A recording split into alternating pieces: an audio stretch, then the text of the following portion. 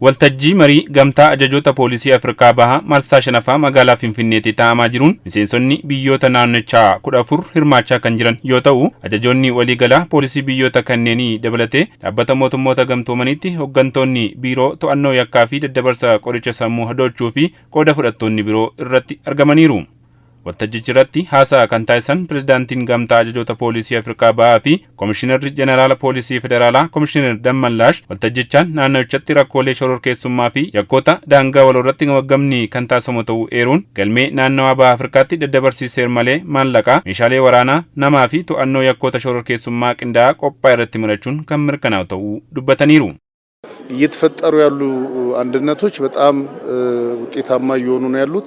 ቅንዶምኒ ታሲፈሜ ቡአ በርባደሜ ፊዱ ደንደኤራ ወሊንታኔ ያካ ኢትሱፍ ዳንጋን ከሙ ኦሶኑ hindaangeessin to'achuu dandeenyeerra. Naannochatti shakkamaan kamuu sochii akka hin taasifneef waliin dubbannee hojjetaa jirra. Kana gaafa taasifnu ammoo sarbamni mirga namoomaafis akka hin uumamne of eeggannoon socho'aa jirra. Kanaan alattis hariiroo waloo biyyoota Afrikaa bahaa cimsuuf qophiin wal dorgommii ispoortii qaama marii waltajjii kanaa ta'uu fi biyyi bara kana dorgommicha qopheessitu filannoon kan murtaa'u ta'uunis ibsameera. Itoophiyaan shororkeessummaa fi yakkoota daangaa waloo biyyoota ollaa jidduutti uumamuu malu ittisuuf biyyoota ollaa ishee waliin qindoominaan hojjetaa jiraachuu ishee kan ibsan pirezidaantiin gamtaa ajajoota poolisii bahaa Afrikaa fi Komishinar Jeneraal Poolisii Federaalaa Komishinar Dammallaash naannawaa bahaa Afrikaatti qindoominaan hojii yakka ittisuu hojjetameen namoonni yakka garaagaraa raawwachuun biyyoota ollaatti miliquuf wayita yaalan to'annoo seeraa jala oolchuun seeratti akka dhiyaatan taasifamaa jiraachuun ibsaniiru.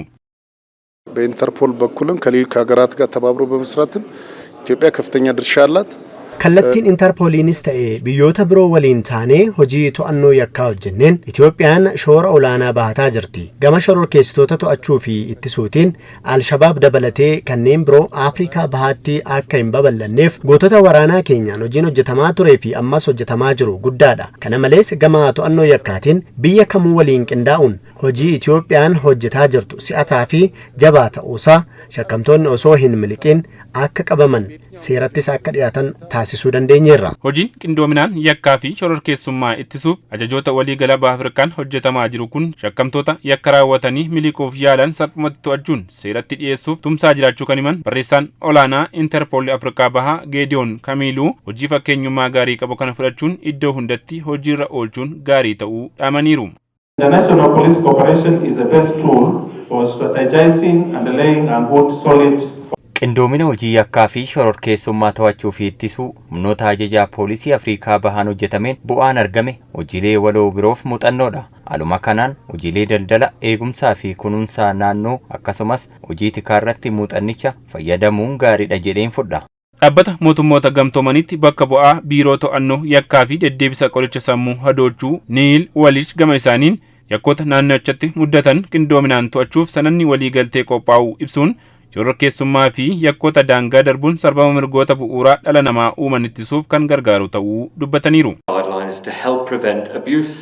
Hojiin qindoominaan yakka to'achuu fi sarbamni mirga namoomaa akka hin muudamneef sananni qophaa'e kun gahee qaba. Haaluma kanaan sananni kun itti gaafatamummaan akka jiraatuu fi dhiibbaaleen sarbama mirga namoomaa akka daa'immanii fi dubartoota dabalatee gareewwan miidhaan irraa qaqqabuu malu baraaruuf hedduu gargaara. Waltajjiin marii gamtaa ajajoota poolisii bahaa Afrikaa marsaa shanaffaa kun deeggarsa dhaabbata mootummoota gamtoomaniitti biiroo to'annoo yakkaa fi daddabarsa qoricha sammuu hadoochuu fi mootummaa Jarmaniin qindaa'e. Gabaasni kan tajaajila oduu Itoophiyaati.